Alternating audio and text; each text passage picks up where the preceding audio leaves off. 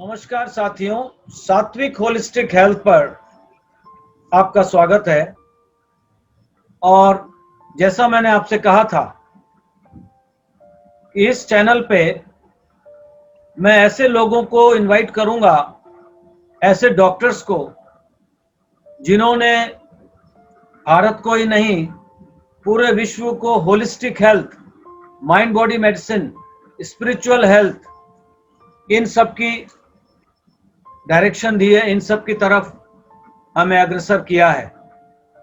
और मेरा परम सौभाग्य है साथियों कि आज इस मीटिंग में प्रोफेसर रमेश बिजलानी जी हमारे बीच हैं। सर, आपका बहुत बहुत स्वागत है।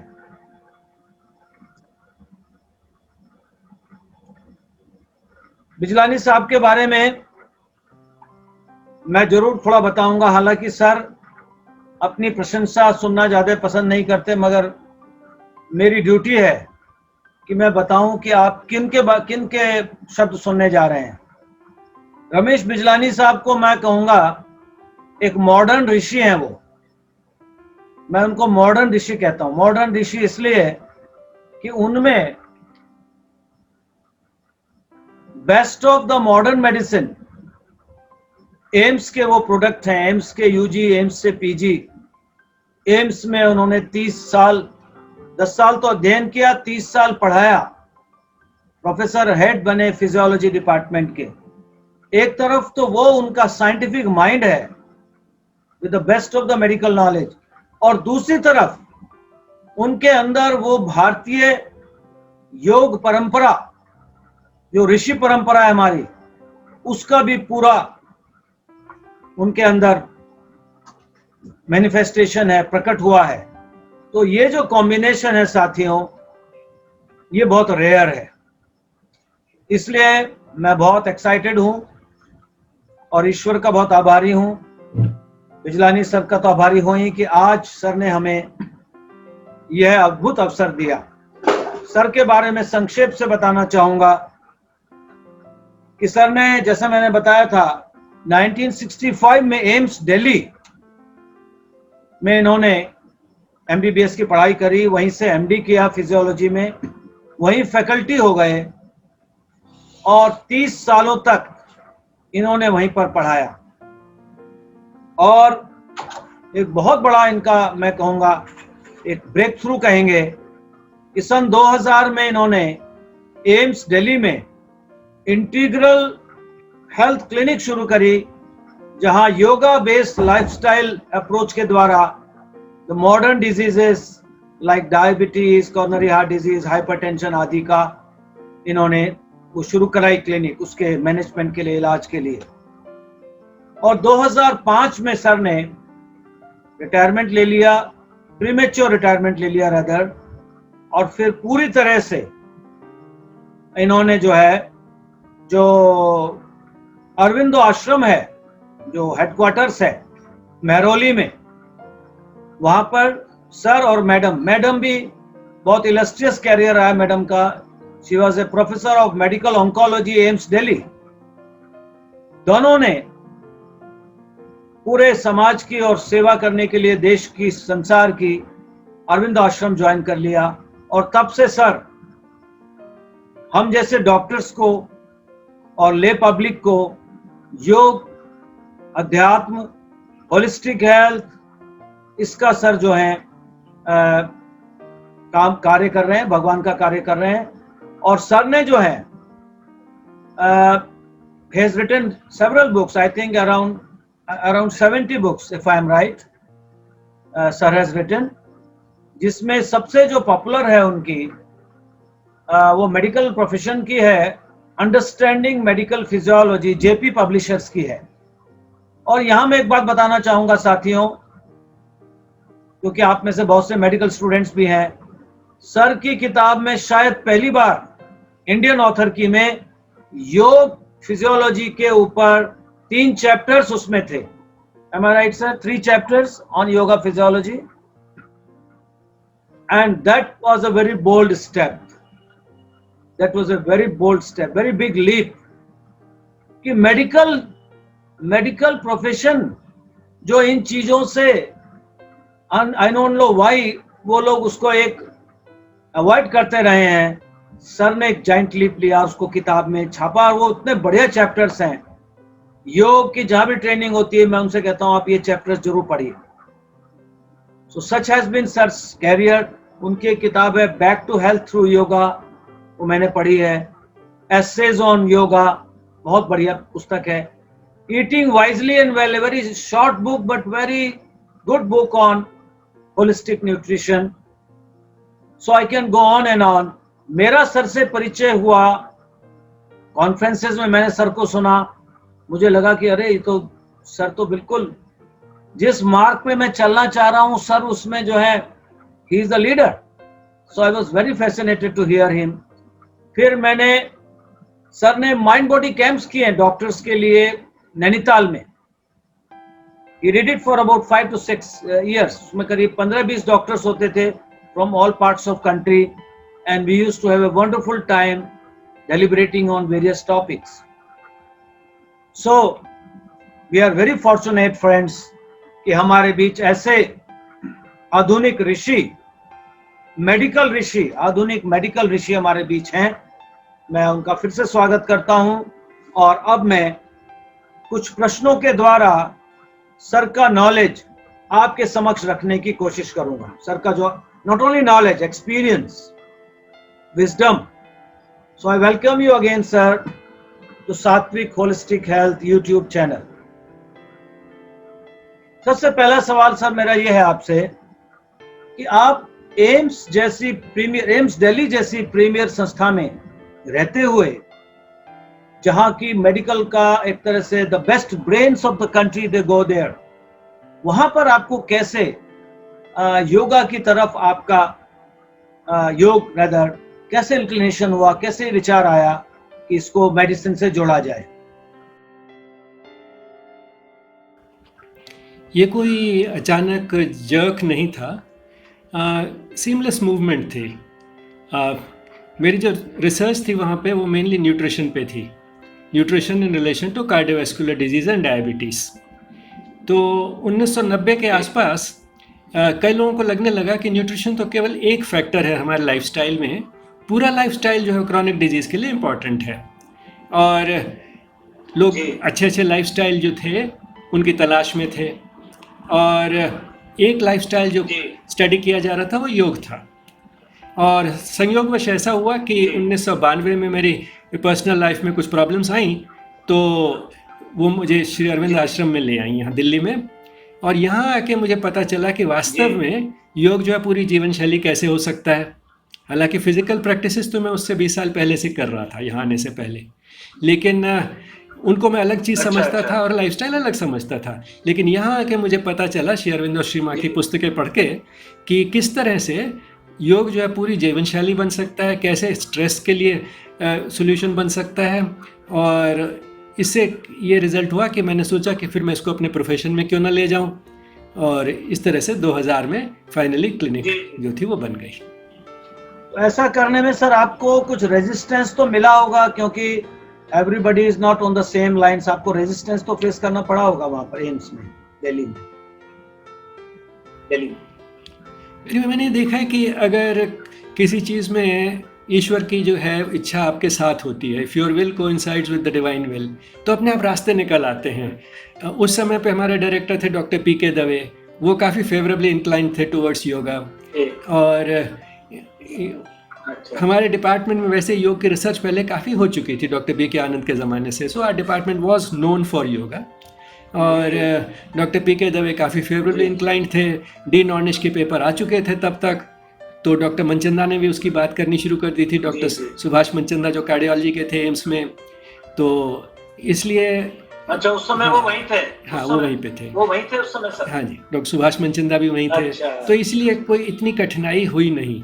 और जैसे मैंने कहा कि वो रास्ते जो आसान बन जाते हैं अपने आप, वो सारी चीज़ everything felt like a jigsaw puzzle, वो अपना सिंक्रोनाइजेशन हो गया, एक तरह से सिंक्रोनाइजेशन हो गया उस समय।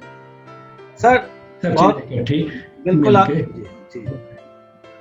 जी सर, अगला सवाल में सर इसी से रिलेटेड है। आपने इतना पहले, वर्षों पहले आपने ये शुरुआत करी, आपके प्रेडेसेसर्स भी रहे आनंद साहब, और ये इतना बढ़िया कार्य शुरू हुआ एम्स में सन 2000 में। But when I go and I see around, when I talk to the doctors of Delhi or even AIIMS now, I have some friends, उनके अंदर अभी भी इस चीज की स्वीकार्यता जिस रूप में होनी, जिस रूप में वेस्ट में हो गई है, यूएसए में लाइफस्टाइल मेडिसिन के मेडिकल कॉलेज खुल गए हैं, वहां खूब पेपर्स हो रहे हैं, डीन ऑर्निच जैसे और भी लोग काम कर रहे हैं। यहाँ पर आपके जैसे उनके पायनियर्स के होते हुए उतना एक्सेप्टेंस नहीं हो पाया, ऐसा मुझे लगता है। Maybe I am wrong, तो आपका क्या कहना? नहीं नहीं, बिल्कुल ठीक कहना है आपका।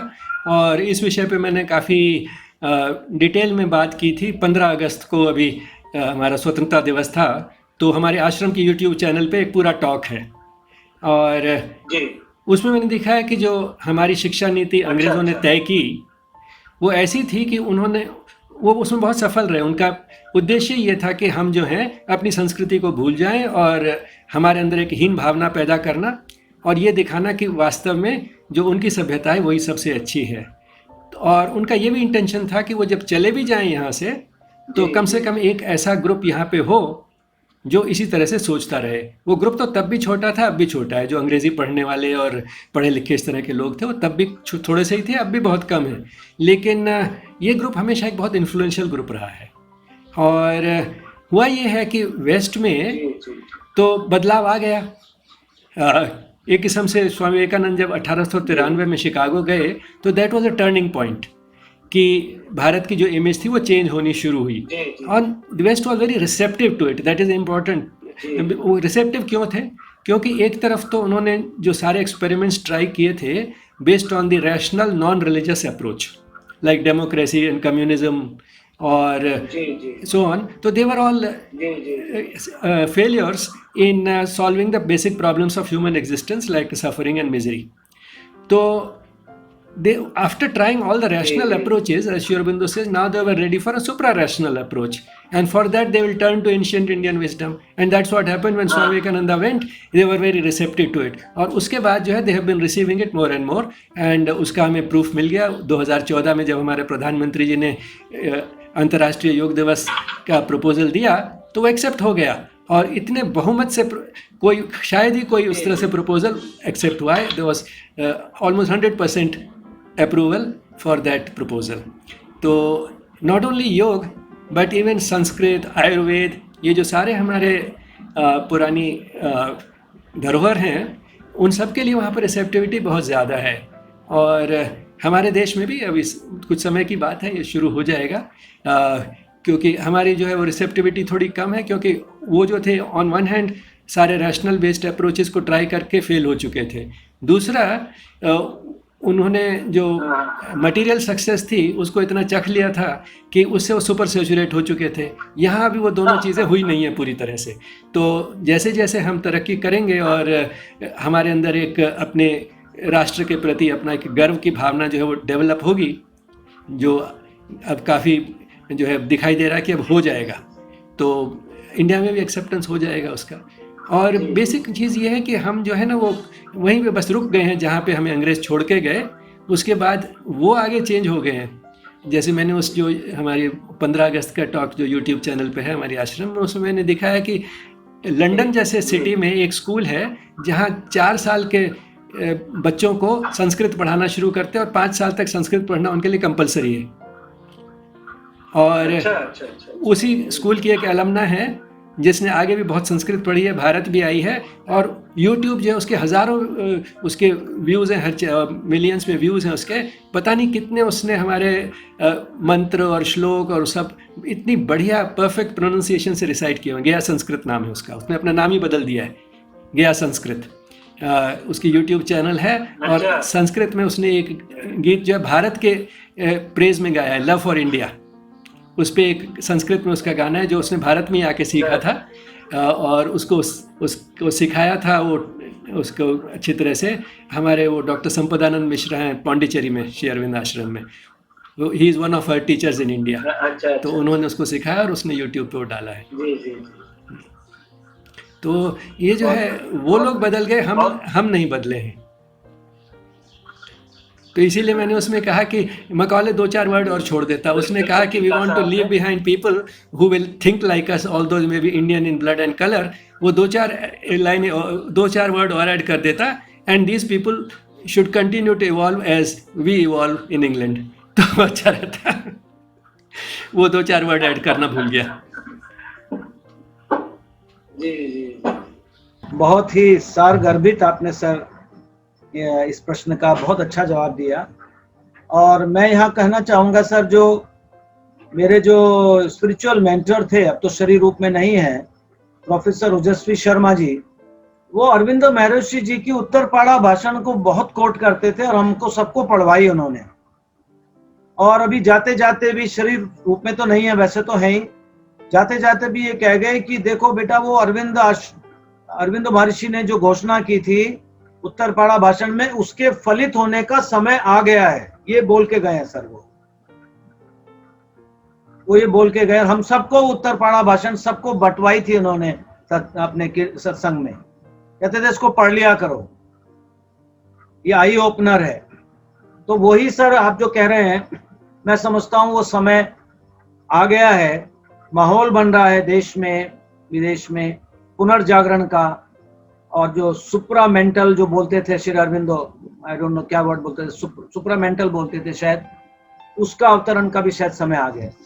जी सर, आगे चलते हुए मैं और इसमें जाता हूँ। आज की परिस्थिति में ये जो पेंडेमिक हुआ है पूरे दुनिया में और भारतवर्ष में भी, ये मैं समझता हूँ कि it's a wake up call to the Indian, specially हम इंडियंस के लिए एक वेकअप कॉल है कि let us realise the potential of our yogic practices and ayurvedic lifestyle practices, and let us understand and not just blindly run behind the Western medicine, which is good in emergencies but fails when it comes to the day-to-day problems or facing such diseases.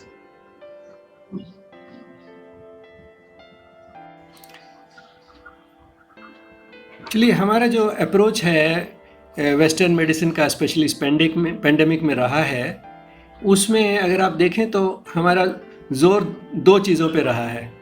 एक तो how treat serious cases, और दूसरा how to reduce the inoculum. जैसे हम medical language में बोलते हैं कि किसी भी इन्फेक्शन का जो आउटकम है वो 2 चीज़ों पे डिपेंड करेगा, on the inoculum and on the host resistance. तो ये सारी जो चीज़ें हैं, लॉकडाउन, मास्क पहनना और सोशल डिस्टेंसिंग, हाथ धोना, ये सब चीज़ें जो ऐसे इनोकुलम कम होगा, इम्यूनिटी तो इम्प्रूव नहीं होगी। तो इम्यूनिटी इम्प्रूव करने पे जोर नहीं है। एक्सपोजर कम होगा, जर्म्स कम आएंगे या नहीं आएंगे, बट इम्यूनिटी नहीं, लेकिन इम्यूनिटी डेवलप नहीं होगी। लेकिन अगर आप आयुर्वेद का अप्रोच देखें तो उसमें जो है वो इम्यूनिटी पे जोर है कि इम्यूनिटी अपनी स्ट्रेंथन करनी है।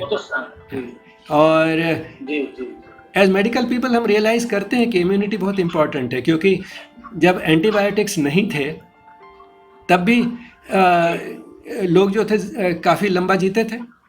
अगर बाकी सब चीज़ें ठीक ठाक करते थे अपनी, तो दे लिव्ड क्वाइट लॉन्ग। और आज भी अगर हम एंटीबायोटिक देते भी हैं तो very last germ is taken care of by the immune system of the body, not by the antibiotic.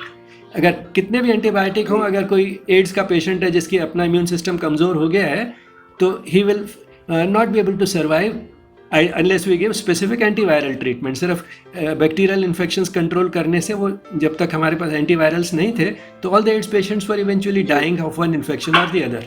Antibiotics were not helping. So ultimately it is our own immunity which is much more important than any aid which we give from outside. What we give from outside is only an aid to the immune system of the body. तो ये जो इस पे जो जोर इतना नहीं दिया जा रहा, मैं देख रहा हूँ मीडिया वगैरह में भी सब जगह.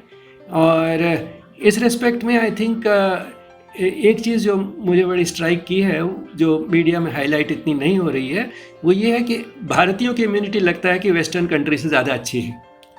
क्योंकि ये सारे जो मेजर्स इनोकुलम कम करने के लिए कि वायरल लोड कम हो, कम जर्म्स अंदर जाएं, वो तो सारे कंट्रीज ने किए हैं।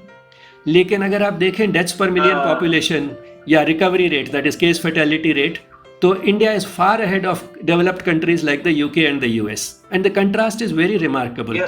जैसे उनकी डेथ्स पर मिलियन जो 600-700 है पर मिलियन, हमारी जो है सिर्फ 50 पर मिलियन है अभी तक। तो we are done much better than them, and I think अगर एक चीज़ जो है, दो चीज़ों से आउटकम निकलता है, the inoculum and the host resistance. अगर इनोकुलम कम करने के लिए उन्होंने भी कोशिश की है, हमने भी कोशिश की है, तो इतना जो फ़र्क है वो होस्ट रेजिस्टेंस की वजह से है, which means our own innate immunity is better and we have done more to boost it, क्योंकि some of the things are folk knowledge here. जैसे ये पेंडेमिक शुरू हुआ तो लोगों ने काढ़े वगैरह बनाने शुरू कर दिया आयुर्वेदिक, तो दैट इज़ फोक नॉलेज। और आयुर्वेदिक डॉक्टर्स ने भी बोला तो उनकी बात ज़्यादा सुनी जाने लगी। And apart from that there are other things, our diets are predominantly vegetarian, even non vegetarians in India are essentially vegetarians. Meat कोई रोज़ और बहुत ज़्यादा क्वांटिटी में थोड़ी खाते हैं non vegetarians. And then we add spices which are antioxidants. And another thing is that the psychological response to the pandemic, that I think also has been different. उसके लिए भी कुछ surveys हुई हैं recently and the results hopefully will come, and but my impression is that Western countries में the reaction to the pandemic has been dominated by panic and fear. And that is very natural because although they are becoming more receptive to our wisdom, they still, the mainstream there is still by and large rational in their approach to life. और rationality की basis पे हमें कोई guarantee नहीं दे सकता कि मुझे corona virus का इन्फेक्शन नहीं होगा और मेरी डेथ नहीं होगी या मेरे नियर एंड डियर वंस को कुछ नहीं होगा. There is no guarantee that anybody can give at rational level. So if you stick to that, then the reaction will be that of panic and fear, which has dominated them. In India, on the other hand, it becomes very naturally to us, हमारे blood में घुसा हुआ है कि ये सब ईश्वर की इच्छा है, जो होता है अच्छे के लिए ही होता है, ईश्वर हमें बचा लेगा इंशाअल्लाह, हैं, मुझे उसकी रज़ा जो स्वीकार करनी है, मेरे गुनाहों के लिए सज़ा होगी शायद ये. तो ये सब जो अप्रोचेज हैं, दे improve the confidence of the person that faith will help me recover, God will save me on one hand, and on the other hand it improves peaceful acceptance of the situation as it is. So that is in our blood, and in this field, psychoneuroimmunology, now the effect of mind on the immune system, working through the nervous and the endocrine systems, that is now a very well established specialty. और उसमें उन्होंने दिखाया है very clearly कि not only it is a very potent effect influence on the immune system. जब हमारा stress होता है तो our immune system becomes weak. जब हम शांत होते हैं, प्रसन्नचित्त होते हैं, तो इम्यूनिटी इंप्रूव करती है. Not only the relationship is very clearly established, but it is so strong that it can even overcome some physical factors, which means physical factors में अगर कुछ गलती भी कर रहे हैं डाइट में, एक्सरसाइज में, and so on and so fourth, तो वो भी माफ़ हो जाती है if otherwise basically the person is happy. So it is mind over matter in this field. So I think in terms of our minds, our response has been more peaceful and characterized by less of fear and panic than in the West. And that has helped us, apart from everything else. And plus, of course, our Ayurvedic prescriptions. Very well said. You have very beautifully summarized the Indian scenario. A person of your stature only can do that, sir. Thank you so much, sir. Going further, ICMR का एक paper आया है sir 2-3 दिन पहले Indian journal of medical research में. They had done a sero surveillance in beginning May. उसका results publish हुए हैं, पेपर में भी आया था टाइम्स ऑफ इंडिया में, आपने भी देखा होगा. वो 28,000 के करीब सैंपल था, 70 districts of the country cover किए, 700 villages and these urban settlements उन्होंने cover किए. It's a big survey. Results are very surprising and आपके कमेंट में लेना चाहूँगा. गांव में जहाँ very few cases were there in May, the sero positivity was 70%. शहरों में जहाँ cases मई में अच्छे खासे आ गए थे, slums में और otherwise, वहां सीरो पॉजिटिविटी 15 और 16%. So how can we explain this paradox? जहां सीरो पॉजिटिविटी इतनी हाई, यानी कि एक्सपोजर बहुत हो चुका था गांव में, वहां अभी भी बहुत कम केसेस है. So that also in a way proves your point. Villages are better off, it seems. दूसरा शायद टेस्टिंग पे भी डिपेंड करता है. शायद सिटीज में टेस्टिंग बहुत ज्यादा हुई है, तो जितने लोगों को ज्यादा टेस्ट करेंगे उतने हमें केसेस ज्यादा मिलेंगे. नहीं, इसमें तो sample sir, sample was equally distributed. It's in methodology जो उसमें लिखी है. मेरा आपकी बात को मैं आगे बढ़ाता हूं तो गांव वालों का जीवन शायद अभी भी ज्यादा नेचुरल, ज्यादा फोक बेस्ड है. They were less expose to the crowd situations. They were more, जो कंटेनमेंट की आपने बात कही वो गांव में ज्यादा है अभी भी, and they were less expose. तो उनके इम्यूनिटी शायद हमसे बेटर होगी शहर वालों से. That could be one main reason कि सीरो पॉजिटिव, यानी कि एक्सपोजर इतना होते हुए भी डिजीज नहीं मैनिफेस्ट हुई. Very few. That's what how as a public health person exposure हुआ, That could and be a possibility. but they remained asymptomatic, but the body responded by forming antibodies. हाँ जी. I think I am thinking in the right term sir. मैं ठीक सोच रहा हूँ sir ऐसे? बिल्कुल. जी. अब आगे चलते हैं सर. तो ये जो एम्फेसिस ऑन जर्म्स है, it has come from germ theory of Louis Pasteur. आपको मैं जानते ही हैं. और मजे की बात यह है sir, Louis Pasteur at the time of his death bed in French he acknowledge, वो एग्जैक्ट याद नहीं है मुझे phrase, soil is everything, seed is nothing. How we react to the life situation determines who will get sick and who will not. ये एक book में से मैंने देखा है, जो एक बहुत फेमस किताब है, who get sick. Who get sick जो है ब्लैर जस्टिस की किताब है, वर्ल्ड फेमस. उसमें उसने कोट किया है शायद पेज 82 पर कि Louis Pasteur at his that time accepted soil is everything, seed is nothing.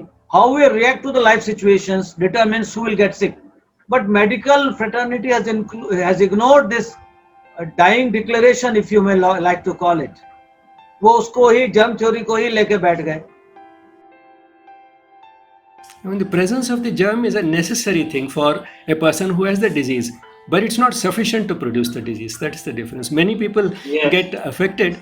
जैसे दीपक चोपड़ा की किताब में है that even if you spray a population with the common cold virus in their nose, not more than 10% will actually come down with common cold. And this is something which actually had been shown right in the beginning also. Koch's postulates, Koch, who was the person who gave all his postulates to sort of give in a very logical way that the germ is the cause of the disease. So there was a person who did not believe in it. He said, I will show you that the germ cannot cause the disease. He drank, he told him, give me a glass full of your bacilli which produce gastroenteritis and I'll drink it. He drank that and he didn't get diarrhea. So, that's how, we finally arrived at this conclusion that the germ is a necessary factor, but it's not sufficient. In fact, if our immunity is strong, most of us will get away without any disease in most of the infections.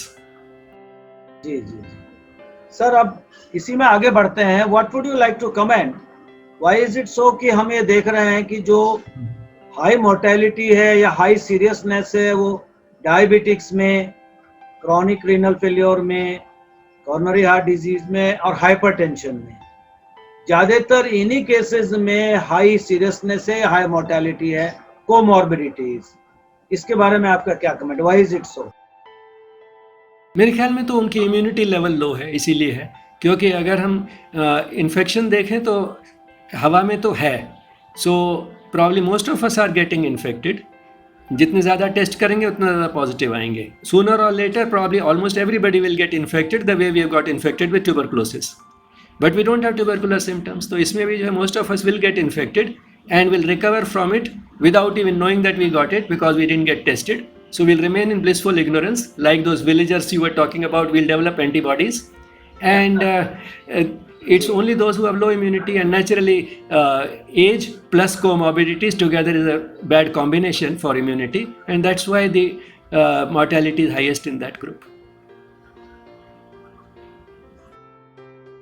इससे एक हम आगे अगर बढ़ें controlling diabetes, controlling hypertension, controlling these things through lifestyle measures rather than only through drugs is also a prevention for such pandemics which are going to come in future again. Corona is not the end of the thing. The way we have, corrupted the earth and the way we have, crossed our boundaries, more and more germs will come, most likely from animal sources. तो उसमें sir आगे आना है, तो अगर हम lifestyle approaches से इन diseases को प्रिवेंट करें और कंट्रोल करें, that way also we are going to prevent such catastrophes. हाँ जी, वो एक्चुअली अगेन हमारा रिडक्शनिस्ट अप्रोच जो है वेस्टर्न मेडिसिन में और या वेस्टर्न साइंस में, उसकी वजह से हम सोचते हैं कि हर एक चीज़ को हम डिसेक्ट ज़्यादा करते हैं ज़रूरत से. सो वी थिंक कि ये चीज़ इसको हेल्प करेगी, उसको शायद हेल्प नहीं करेगी. जैसे सर दर्द के लिए एक दवाई है, पेट दर्द के लिए दूसरी दवाई है. But here it is not so.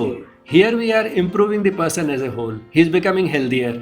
And body is in fact geared for health. We are providing the best conditions for the inherent self-healing mechanisms and health-preserving mechanisms to work. That's all we are doing through this.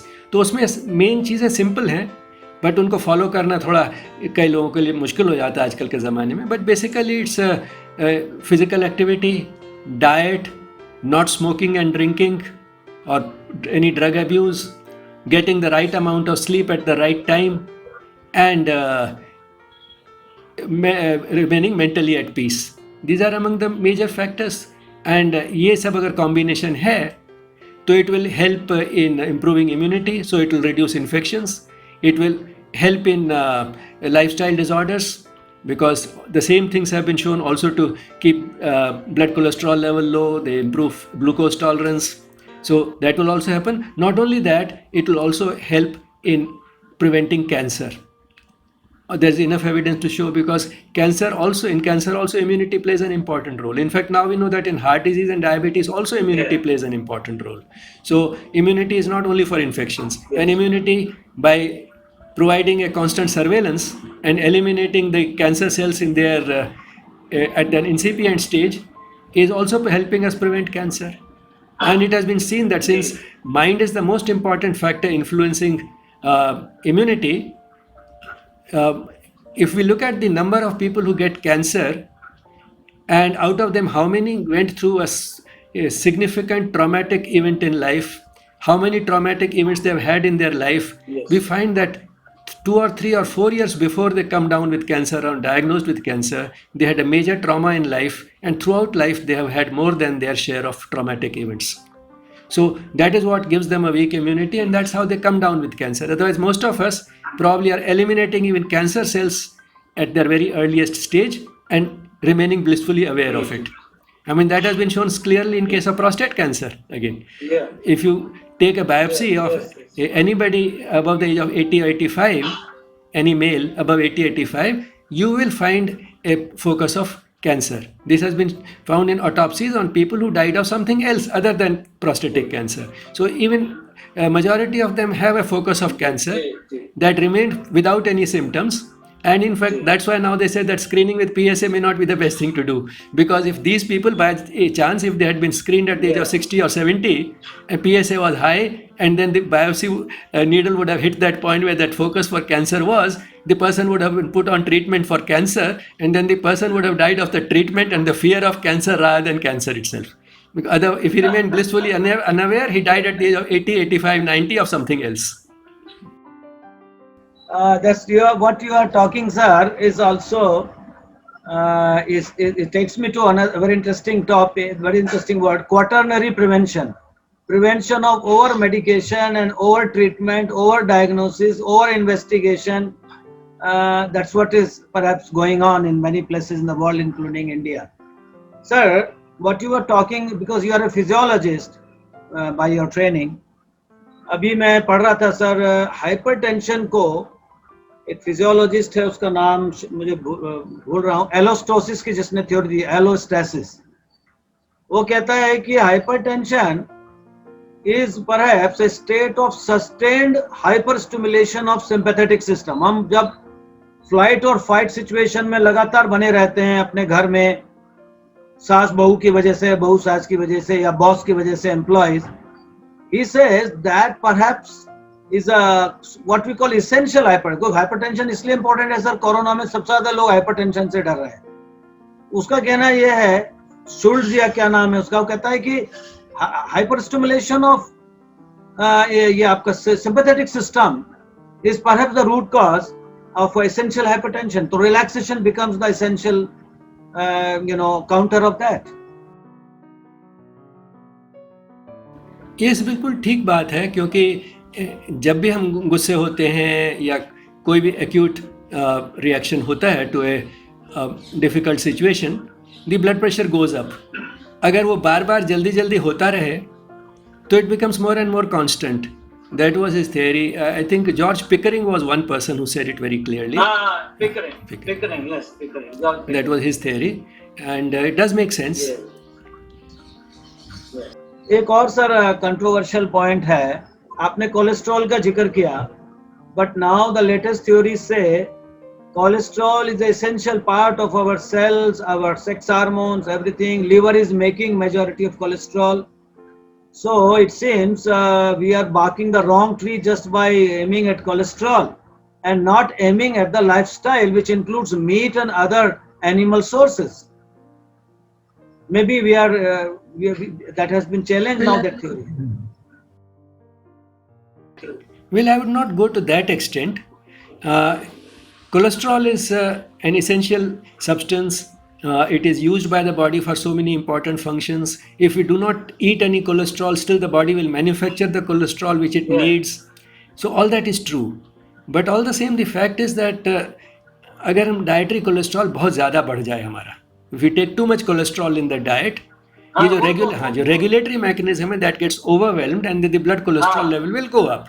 And when the blood cholesterol level is high, especially the LDL cholesterol is high and the HDL is low, that does have a significant association with heart disease. But then it's only an association. What we are concerned with is heart disease and not the cholesterol level. That is what probably you are trying to say, that what is important is not the cholesterol levels are only a biochemical indicator which has some statistical association. And that association does not apply necessarily to every single individual, because many individuals with high cholesterol levels but no coronary artery disease, many with low cholesterol levels and having coronary artery disease. So it is only a risk factor, an indicator, not the disease itself. So high cholesterol level is not the disease, it just has an association, a statistical association with a certain disease. Association. And it is affected by so many factors, and again it is affected by so many factors that trying to fight it through one thing, like say take only unsaturated fat, the way doctors were doing for several years, right from the 1960s to the 1990s, that stop eating all saturated fat, eat only unsaturated fat, it brings the blood cholesterol level down. We realized that also was not the right approach. We brought blood cholesterol levels down, all right, but then we changed brought down also the N3 omega-3 fatty acid intake in the process, and that was creating its own problems. That in fact increased the platelet aggregation and increased the leukotrienes, which cause inflammation in the arterial wall. So that becomes a risk factor for heart disease. So the aim is not to achieve the lowest possible cholesterol levels. The aim is to prevent disease. And now we say that what you need about 1/3 of your fat intake in the form of saturated fat. So ghee is fine. Ghee is only 65% saturated, about 35% monounsaturated. So mustard oil is back, coconut oil is back. So ghee is back, mustard oil is back, soybean oil, all these oils are back, and we are not talking about things like sunflower oil and corn oil and so on, which were all rich in N6 fatty acids. No N3, no saturated fat. It brings blood cholesterol level down, but that is not the best thing to do. It had so many other harmful effects. That is, sir, there is a book by Sandeep Jauhar, doctored. Sandeep Jauhar, Heart, in which he says that Framingham, the biggest heart study, when they started the heart study, they dropped the psychosocial factors. They said it is nothing good. And he says, which I also agree, whatever I am worth it, that they did a blunder by dropping psychosocial factors from the risk factors of coronary heart disease, which perhaps are emerging as the major determinant of heart disease. Yes, I'll give you now the contrast with this, which came 30 years later. There were many studies done on, not too many, but quite a few studies done in Western universities on students who were in their 20s, and they did their psychological study. And then these same students were followed up 30 years later when they were in their 50s. Very difficult and laborious studies, because the person who started the study may not be available, or might have passed away, or might have retired by the time, and they did the follow up 30 years later. And many students who were available in their 20s would disappear by the time. May not be possible to follow them up. But all the same, such studies have been done. And what they found was that, assuming that the person who was not psychologically well adjusted when he was in his 20s, probably remained less adjusted also when he was in his 50s, and so on. So they found that people who were not psychologically well adjusted, so let me put it this way, those who were psychologically well adjusted and hopefully continued to be so, they had about 50% chance of getting at least one midlife disease by the time they were in their 50s. And on the other hand, those who were psychologically not well adjusted, they had a nearly 100% chance of having at least one midlife disease by the time they were in their 50s. So assuming that all the other lifestyle factors are the same, because a similar population, very large numbers, so the variation in that is similar in both the groups. The one factor which made a difference of 50% as compared to nearly 100%, that is doubling the risk, was just psychosocial factors. So that's why in Framingham study, it was a blunder to omit those factors. You double the risk through only psychosocial factors of getting some midlife disease. Are you talking of Grant study? Is it what you're talking, Grant study or some other? Grant study also is on similar line. There are a few Western universities in which these have been done, and they have been collated at one place in a book by Dean Ornish. The book is Love and Survival. In Love and Survival, he has collated these studies and shown that these studies are quite unanimous in their results, that it's about 50% versus nearly 100%, just depending upon psychological factors. And that's why he says that love is the most important thing. Love is the most important thing for staying mentally at peace. Yeah? I think we Indians are lucky to have more of love. That also has protected us. Perhaps we have more loved ones around. We have more. हमारे भाईचारा ज्यादा है, अभी भी आपस में बोलचाल है, दोस्तों से दोस्ती है, और लॉकडाउन में थोड़ा दोस्ती बढ़ी भी है सर, क्योंकि आपस में मिले हैं, फोन से बात करी है, घर वाले साथ रहे हैं. आई थिंक आप जो बात कह रहे हैं उससे मैं I am taking it next level, क्योंकि हम लोग फैमिली पीपल है, we are community people, we are not individualistic like westerners. अभी भी चेंज हो गए बट उतना नहीं हुए हैं. सो आई थिंक ये भी हमारा सर प्रोटेक्शन रहा होगा, the caring and loving among us, which I think that has also helped us in our fight against this pandemic. And that is also something which is, I think, much stronger in villages and in the lower socio-economic strata, even in cities. In that type of groups, I've heard people make this type of remarks, and not old people. They are mature enough to understand that even at the age of 20-year-olds from that type of strata saying कि हाँ ठीक है, हमारे पास लेकिन रहने को छत तो है, पहनने को कपड़ा है, सर पे छत है, खाने पीने को मिल जाता है, और घर में ढेर सारा प्यार है, सिर्फ पैसे ही तो थोड़े कम है. Remarkable maturity by the time they are 20-year-old. Yes. So this is what gives good immunity to our country. We are not dependent upon. We are not so dependent on pets. The West has now become highly dependent on pets for company. We are fortunate that we have human beings around us still. Yes. So, sir, in conclusion, I would like to take your final comments. कि आप आपको बहुत सारे medical student सुनेंगे, बहुत सारे आपको और लोग सुनेंगे, सोसाइटी के लोग, बहुत सारे लोग, they will listen to this interview. It may go far even beyond to western side. आपका क्या टेक होम मैसेज है आज के इस पेंडेमिक में, जो कि अभी ये लास्ट नहीं है? It may go on, it may settle down as a hard immunity goes और वैक्सीन में come, but there are others. पहले सार्स था, पहले उससे पहले इबोला आया, उसके पहले तो many have come, and most of them from animal sources. So in future also it may come. So what do we do, especially the Indians, what do we do to remain healthy and happy in such such times, near now or future में भी? आप थोड़ा take away points थोड़ा सा बताएंगे please. A takeaway message for doctors and medical students. What I would say is that the curricula may take time to change. But what they have to keep in mind is that what they learn in medical school is not the limit of knowledge. It's not the limit of truth.